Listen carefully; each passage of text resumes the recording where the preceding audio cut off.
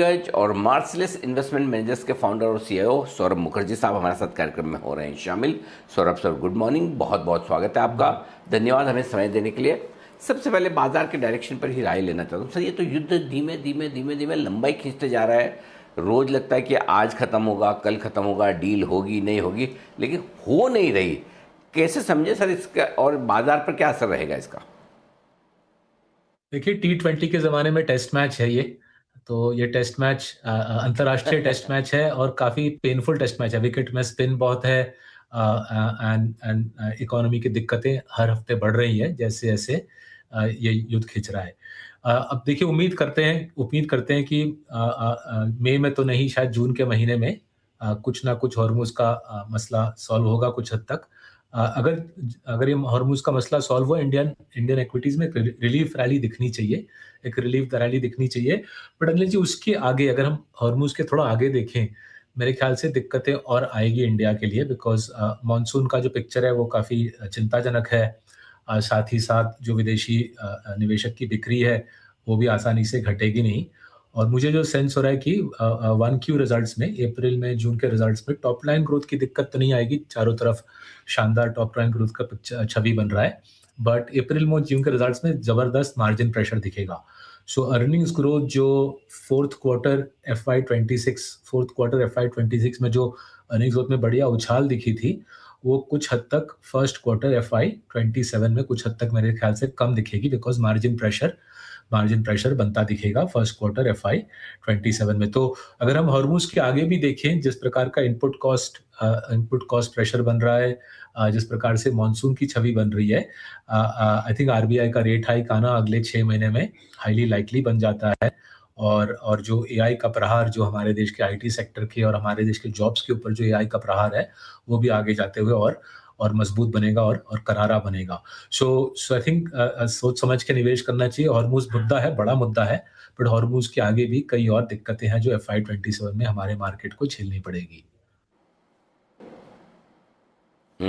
तो जब तक हॉर्मुज़ पूरी तरह से न खुले तब तक मामला रिस्क है। लेकिन धीमे धीमे बाजार, चाहे वो ग्लोबल मार्केट्स हो या चाहे कच्चा तेल, अब धीमे धीमे युद्ध की नेगेटिव खबरों पर रिएक्शन देना कम कर रहे हैं। ऐसा क्यों, और ऐसे में किस लेवल के आसपास कच्चा तेल आ जाए तो हम थोड़े कंफर्टेबल हो जाएं सर? तो देखिए, ये तो ज़ाहिर है कि नाइदर ईरान नॉर अमेरिका, किसी को बड़ा लड़ाई करना नहीं है। ठीक, ये मार्केट ने समझ लिया है कि बड़ा युद्ध, बड़े पैमाने पे किसी को लड़ाई करनी नहीं है। बस जो पेन पॉइंट रह गया है कि कब हॉर्मोज़ से तेल का कारोबार नॉर्मल होगा। तो इसलिए $90 पे तो आई थिंक क्रूड अब मंडराता रहता है। ब्रेंट क्रूड 90 पे मंडराता रहता है। 90 वो बोलते हैं, ऑफिशियली 90 दिखता है, बट जहाँ तक मुझे समझ आती है कि इंडिया का बाइंग प्राइस अभी भी $100 के ऊपर है। तो जब तक ये $100 का जो नंबर है, इंडिया का इफेक्टिव बाइंग प्राइस $100 से 80 की तरफ नहीं जाता, मेरे ख्याल से फिस्कल प्रेशर बरकरार रहेगी। और साथ ही साथ, लीविंग असाइड क्रूड, जो उससे बड़ा जो मुद्दा है इस गैस की शॉर्टेज कतार और ईरान दोनों के गैस कॉम्प्लेक्सेस में बड़ी तबाही मच चुकी है वॉर की वजह से। और जहाँ तक हमको समझ आ रही है, बोथ कतार और ईरान के जो गैस कॉम्प्लेक्सेस है, उनको रिपेयर करने में कम से कम 2 साल लगेगा। तो गैस के शॉर्टेज का मुद्दा जल्दी से निपटेगा नहीं। हाँ, अगर क्रूड $100 से अगर 80 की तरफ जाए, तो फिस्कल प्रेशर्स कुछ हद तक इंडिया में घटेगी। और जो फॉरेन एक्सचेंज का जो बड़ा मुद्दा बन रहा है, आरबीआई के रिजर्व्स प्रति हफ्ते $5 से $10 बिलियन घट रहे हैं, वो शायद वो आरबीआई के फॉरेक्स रिजर्व्स की कमती हो रही है, वो शायद थोड़ा धीमा पड़ जाए। बट ओवरऑल जो छवि है, हॉर्मूज के आगे भी मेरे ख्याल से टफ पिक्चर है। एंड उसी मुताबिक अगर हम सोचे, वैल्यूएशंस में करेक्शन होना, निफ्टी के वैल्यूएशंस में, सेंसेक्स के करेक्शंस में, फॉरवर्ड पी मल्टीपल्स में करेक्शन होना आने वाले 1-2 साल में सेंसेक्स और निफ्टी के वैल्यूएशन में करेक्शन होना लॉजिकल लगता है मुझे। यानी कि यहाँ से तो आप ये कह रहे हैं कि यहाँ से अपसाइड काफ़ी लिमिटेड है, नीचे की रिस्क अभी भी खुली है, भले ही युद्ध खत्म हो जाए। हाँ जी। तो अगर आप ओवरवेट हो इंडियन इक्विटीज पे, राइट, जो हमारे काफ़ी विदेशी निवेशक मित्र हैं, अगर आप ओवरवेट हो इंडियन इक्विटीज पे, आप हर बाउंस का फ़ायदा उठाओगे अपना वेट घटाने के लिए। और हम जैसे इंडियन निवेशक जो इंडिया में इन्वेस्टेड हैं 20 साल से, हम लोग अभी भी पैसा डाइवर्सिफ़ाई किए जा रहे हैं। इंडिया के अंदर जैसे मैंने अपने आपके साथ पिछले शो में मैंने बोला था, हम इंडिया के अंदर एक्सपोर्ट ओरिएंटेड कंपनीज़ के खोज में हैं, जहाँ पे कंपनी मैन्युफैक्चरिंग करती है यूरोप, अमेरिका में आइदर टेक्सटाइल्स या दवाई रिलेटेड सामान या ऑटो एंसिलरी या प्रिसिशन इंजीनियरिंग बेचती है और प्रमोटर साफ-सुथरा कारोबार चला रहा है।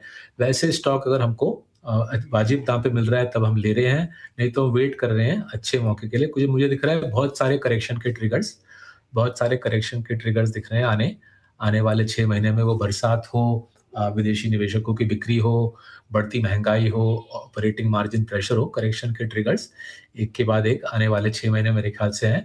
तो एक्सपोर्ट ओरिएंटेड स्टॉक्स में मार्जिनल पोज़ीशन बनाया जा रहा है, बट ये बात भी मुझे बोल देनी चाहिए कि हम वैल्यूएशंस पे को नज़र रखते हुए पोज़ीशंस बना रहे हैं और जहाँ पे भी स्टॉक महँगी दिख रही है, 40, 50, 60 की पी दिख रही है कोई small and mid cap company में, वहाँ पे हम प्रॉफिट्स लेने का प्रयास कर रहे हैं।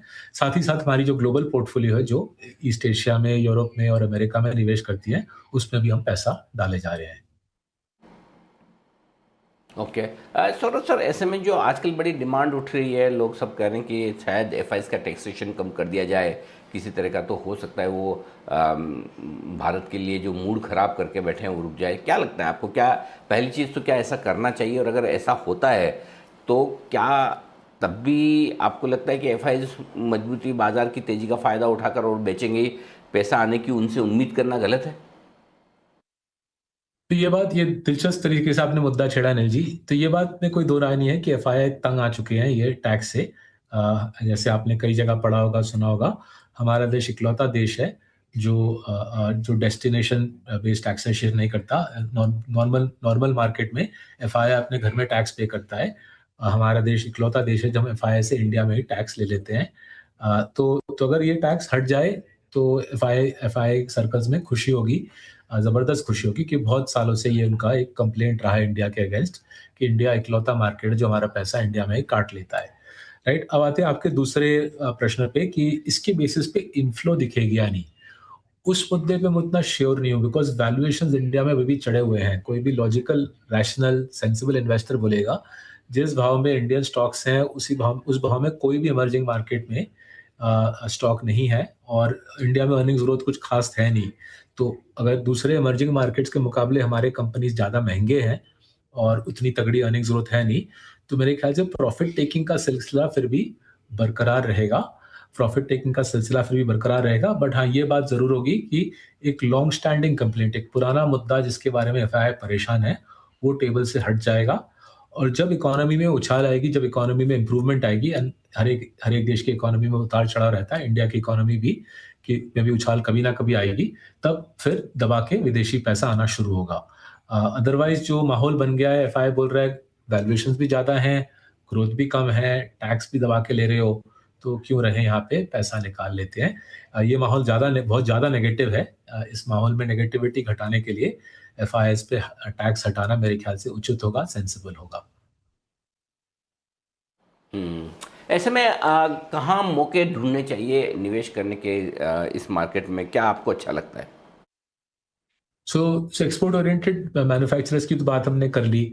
जो दूसरा सेक्टर हमको बहुत वेल प्लेस्ड लग रहा है कि ये जो हेल्थ केयर का जो सेक्टर है, हॉस्पिटल्स, डायग्नोस्टिक्स, दवाई, दवाई के अंदर जो एंसिलरीज आ रहे हैं, इसमें कुछ हद तक एक्सपोर्ट ओरिएंटेशन भी है। इंडिया के कुछ हॉस्पिटल चेन्स बाहर जाके बढ़िया बिजनेस बनाया है, मोटा फॉरेन एक्सचेंज कमा के देते हैं। उनकी जैसे जैसे रुपी गिर रही है, उनकी डॉलर डॉलर में कमाई, रुपी में कमाई से बढ़ रही है। जैसे जैसे रुपी गिर रही है, उनकी विदेशी कमाई बढ़ रही है। सो बहुत सालों से हमारा नारायण हृदयालय में निवेश है, डिवीज़ लैब में निवेश है, डॉक्टर लाल पैथ लैब्स में निवेश है। तो पूरा हेल्थ केयर का कॉम्प्लेक्स मुझे काफ़ी अच्छा लग रहा है। भारत सरकार ने क्लियर कर दिया है कि आयुष्मान भारत उनका मेन स्कीम है। तो जैसे-जैसे सरकार आयुष्मान भारत को प्रोत्साहन दे रही है, जैसे बंगाल में आयुष्मान भारत रोल्ड आउट हो रहा है, जैसे-जैसे सरकार आयुष्मान भारत को प्रोत्साहन दे रही है, डोमेस्टिक हेल्थ केयर सेक्टर को मेरे ख्याल से सहारा मिलता रहेगा। Export oriented stocks, domestic health care, और जो तीसरा इलाका जहाँ पे मुझे बहुत सालों बाद, 4 साल बाद रिकवरी दिख रही है, जिस प्रकार के क्लीन तगड़े फ्रैंचाइज़ेज़ मार्सेलस को पसंद आते हैं, राइट? जैसे कि पिडिलाइट, जैसे कि एशियन पेंट्स, जैसे कि एचडीएफसी बैंक, वहाँ पे मुझे लग रहा है छवि और क्लियर हो रही है। संकट का टाइम है, संकट काल जो प्रधानमंत्री बोलते हैं, संकट काल में ही तगड़े फ्रैंचाइज़ेज़, क्लीन वेल रन फ्रैंचाइज़ अच्छा करते हैं। तो संकट काल तो आ चुका है हमारे सर के ऊपर, किसी भी नज़रिए से देखें। तो संकट के टाइम अगर हम 2016 की बात करें, 17 की बात करें, 18 की बात करें, जिस ज़माने में डीमॉन, जीएसटी, आईएलएफएस, फिर कोविड के पहला और दूसरा लहर, उस ज़माने में ये स्टॉक्स, जिस स्टॉक्स के नाम आप स्क्रीन पर डाल रहे हो, उस ज़माने पे ये स्टॉक्स खूब चलते थे। फिर बीच में 4 साल बहुत बहुत तेज़ी रही, 22, 23, 24 बहुत तेज़ी रही मार्केट में। उस ज़माने में ये स्टॉक्स पिट गए, पीछे रह गए। अर्निंग्स ग्रोथ इनकी आती रही, लेकिन मार्केट ने इनको डीरेट किया। जैसे फिर से संकट का माहौल बन रहा है इंडियन इकोनॉमी में, शायद इस ऐसे स्टॉक्स का टाइम फिर से वापस आ रहा है। हम लोग इनके पोज़ीशन बहुत सालों से बना रखे हैं। लास्ट 2-3 महीने में ईरान वॉर के बाद दिख रहे हैं कि इन स्टॉक्स में फिर से लोगों की रुचि आ रही है, इंटरेस्ट वापस आ रही है। तो बहुत ही इंटरेस्टिंग थीम्स आपने बताई। एक एक्सपोर्ट ओरिएंटेड जितनी भी कंपनियां वो तो मजबूत रहेंगी, पिछली बार भी आपने कहा था, लेकिन फार्मा, हेल्थ केयर, ये कंपनियां, हॉस्पिटल वाली कंपनियां, ये अच्छी हो सकती है। ऑटो कंपोनेंट मैन्युफैक्चरिंग कंपनी पर फोकस करें, और स्पेशली कुछ बड़े नाम जो काफ़ी सस्ते हो चुके हैं, Asian paints, HDFC bank, Pidilite जैसे शेयर पसंद है सौरभ सर को। सौरभ सर, बहुत बहुत धन्यवाद आपका, आपने समय दिया थैंक यू सो और मच। हमसे थैंक यू। बातचीत थैंक की। यू। जल्द आपसे फिर